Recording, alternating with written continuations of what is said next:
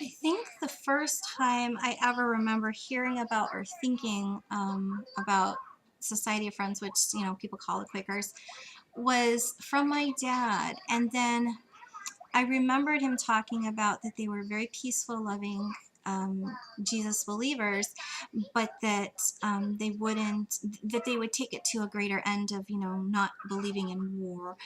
And that later on, there was this weird thing about, I guess, Nixon or something saying that he was a Quaker or something, and that was very upsetting to people because, that association was just not good.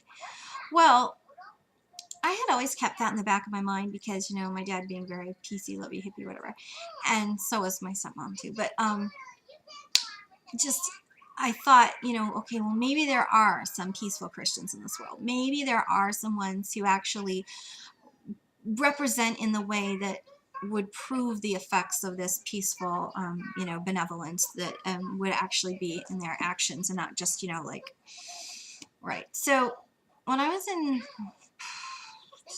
third year of college, okay, I was in Indiana. I was in Bloomington. I was at IU. Okay.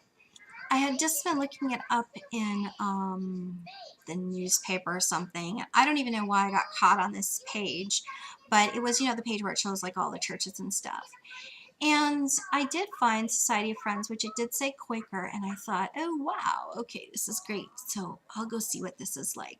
And I was very excited because it's just this quiet, quiet, quiet meditation. And it's so beautiful to sit in the presence of other people and just be quiet.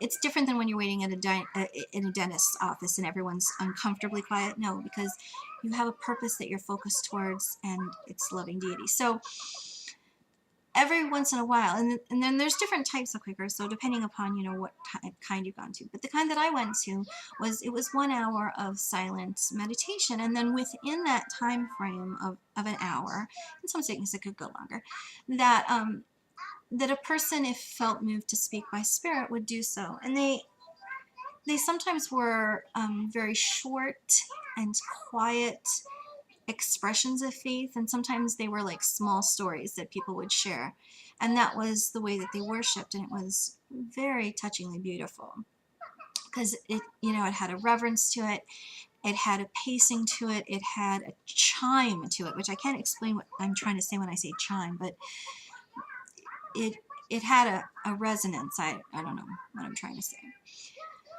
So I went for, say, it must have been a good year, and a very, very nice man used to drive me back and forth.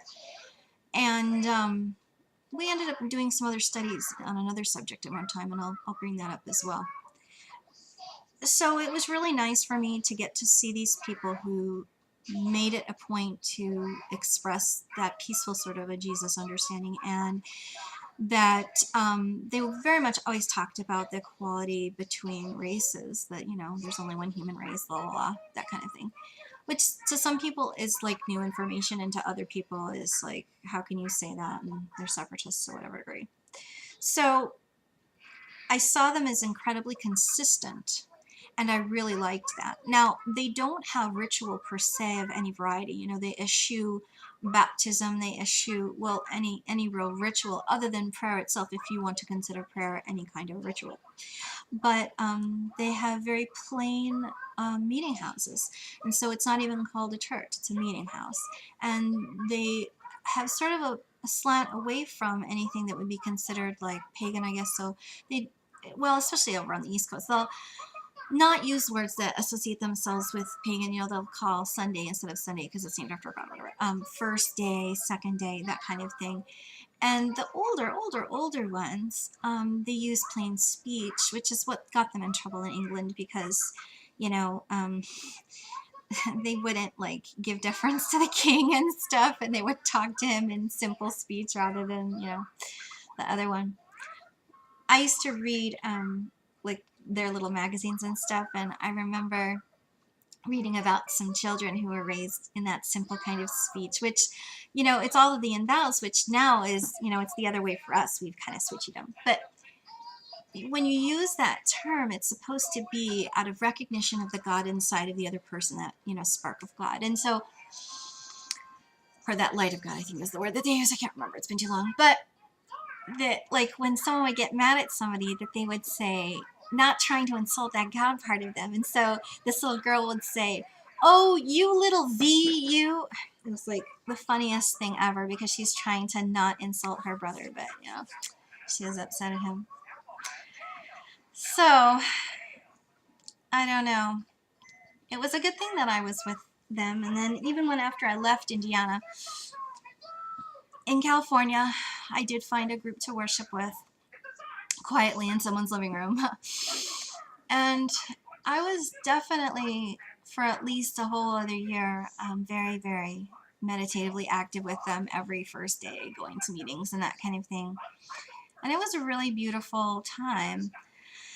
In a certain way, it was nurturing, but in another way, it was, well, I mean, not much happens because how much, I don't know, it's all internal. It's not, there wasn't anything to propel me forward. So I guess I was still looking for something else because no ritual and like no tie to other things I had to look at their places for, so I ended up going away from that.